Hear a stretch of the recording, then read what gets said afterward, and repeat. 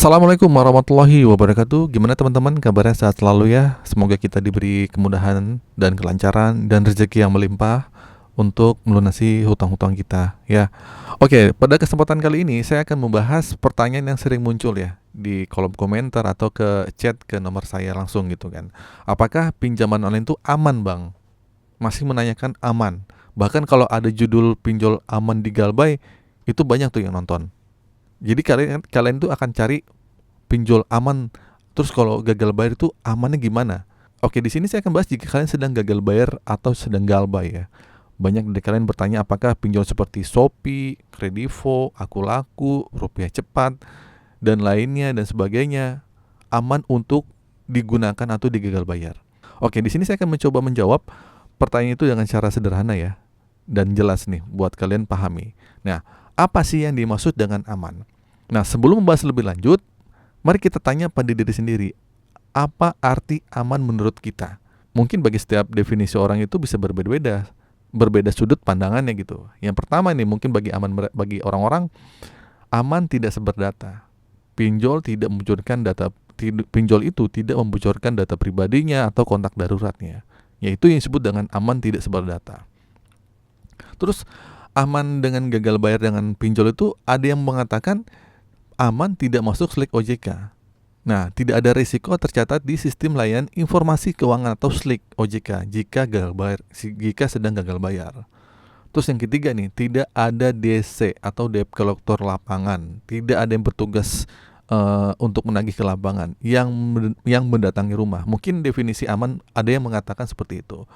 Terus yang keempat, aman tidak ada tindakan kriminal, tidak ada ancaman atau perlakuan kasar dari pihak pinjol. Oke, mungkin banyak banget yang berpikir aman tuh seperti itu. Mungkin empat-empatnya kalau misalnya itu tidak ada ya berarti aman. Nah, kalau bagi saya pribadi definisi aman adalah ya semua kebutuhan saya terpenuhi tanpa rasa khawatir. Punya banyak uang, tidak memiliki utang, itu aman gitu kan. Jadi banyak ya orang berpikir aman itu seperti apa. Nah, namun ini tentu saja subjektif ya. Subjektif. Jadi kita bahas nih lebih detail aspek-aspek yang sering membuat orang tuh khawatir tentang pinjaman online. Oke, pertama kita akan bahas tentang masalah sebar data. Apakah pinjol membocorkan informasi? Nah, salah satu kekhawatiran terbesar adalah sebar data. Nah, karena hal ini terjadi ketika pihak pinjol menyebarkan informasi pribadi ke pihak lain, seperti teman, ke keluarga, atau rekan kerja. Sebenarnya, orang yang paling tahu apakah data kita disebar atau tidak adalah diri kita sendiri. Karena kenapa? Karena saat kita mengajukan pinjaman, kita yang memilih dan memberikan kontak darurat. Biasanya sih orang akan ngasih kontak darurat itu orang tua, suami, istri, atau bahkan ke teman terdekat gitu kan. Jika hanya kontak darurat yang tahu, maka pinjol itu tidak melakukan sebar data. Nah, tapi kalau tiba-tiba teman kerja, tetangga kita, teman kerja kita tahu kalau kita minjam uang, dan itu memang artinya data kita memang dibocorkan oleh pihak pinjol. Ya, dikasih tahu mungkin dari pihak pinjol ya, dengan cara mungkin ada yang datang ke rumah terus tetangganya tahu atau nanya DC-nya nanya-nanya tetangganya, atau DC-nya mungkin nelpon ke kantor-kantor kalian yang kerja terus ditagih lah melalui tempat kerja kalian atau kantor kalian. Nah, oke, jadi saya mau ngasih tips ya.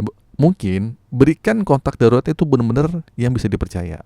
Terus bicara DC lapangan nih, ada atau tidak, aman atau tidak masalah DC lapangan. Nah, banyak yang khawatir dengan kehadiran DC atau field collection. Nah, apakah pinjol itu memiliki tugas lapangan? Ini tergantung pada kebijakan aplikasi dan pinjol itu masing-masing dan juga lokasi kalian. Contohnya nih, Kredivo mungkin memiliki petugas lapangan di kota-kota besar, tapi di daerah tertentu seperti mungkin di daerah Sukabumi Pedalaman atau mungkin di daerah Lampung Pedalaman yang mungkin nggak ada. Nah, Akulaku dan Rupiah Cepat juga memiliki kebijakan yang berbeda-beda tergantung wilayah. Jadi nggak semua orang gagal bayar itu selalu didatangin sama DC.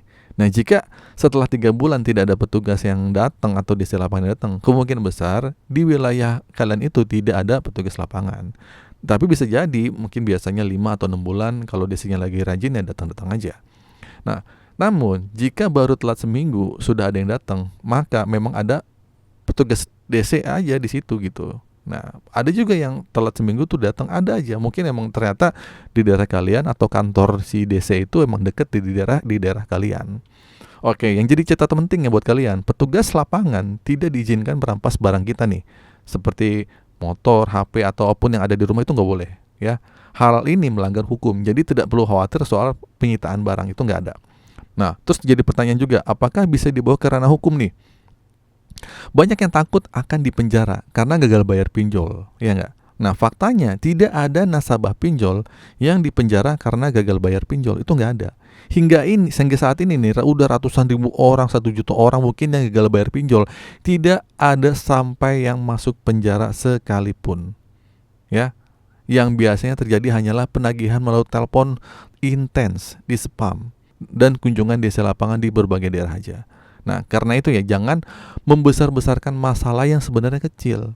Fokus aja pada solusi, bukan pada ketakutannya. Pertanyaan lain, bagaimana sih cara mengatasi masalah gagal bayar pinjol nih Bang, biar aman? Oke ya, mungkin ini jadi jawaban yang klasik ya. Pertama mungkin kalian juga boleh evaluasi keuangan kalian. Periksa lagi ke pengeluaran atau pendapatan, kurangi pengeluaran yang tidak perlu. Ya, terus yang kedua, negosiasi cicilan itu boleh aja gitu. Mungkin kalian bisa hubungi pihak pinjolnya untuk meminta keringanan atau perpanjangan waktu atau gimana pun caranya gitu. Terus yang ketiga, hindari panik ya. Pikiran yang tenang itu akan membantu kalian mencari solusi yang terbaik. Nah, jika memungkinkan ya, cari pendapatan tambahan untuk melunasi hutang. Tapi saya mau kasih tahu nih, jangan lupa juga untuk bersyukur ya. Bersyukur untuk mengingat Sang Pemberi Rezeki. Ada pesan penting buat kalian. Di tengah kesulitan kalian sedang gagal bayar menghadapi permasalahan pinjol ini, jangan lupa untuk mendekatkan diri kepada Allah, kepada Tuhan kalian. Ya salah satunya ya udah sholat 5 waktu. Pastikan kita menjalankan sholat 5 waktu dengan tepat. Tambah ibadah sunnahnya, misalnya sholat duha atau sholat tahajud. Bersedekah boleh kalian lakukan, sedekah dari kecil dengan ikhlas, itu bisa membuka pintu-pintu rezeki. Rezeki itu bukan soal uang ya, tetapi juga ketenangan hati dan kelancaran dalam menghadapi permasalahan kalian yang sedang gagal bayar di pinjol ini. Nah, oke, kesimpulannya, pinjol bisa aman atau tidak tergantung cara kita menggunakannya, ya. Pastikan membeli pinjol yang terdaftar di OJK untuk menghindari resiko sumber data atau perlakuan yang tidak menyenangkan. Terus kalian jangan takut dengan ancaman penjara karena tidak ada pinjol yang membawa kasus gagal bayar ini ke jalur hukum. Yang terakhir juga, selalu ingat untuk mencari solusi dengan kepala dingin dan tetap berdoa kepada Tuhan kalian, kepada Allah agar diberikan kelancaran rezeki. Nah, semoga informasi ini bermanfaat dan bisa membantu teman-teman semua. Nah, jika suka dengan pembahasan ini, silakan like. Kalau tidak suka, kalian boleh dislike. Terima kasih sudah menyimak video ini. Akhir kata dari saya, Assalamualaikum warahmatullahi wabarakatuh.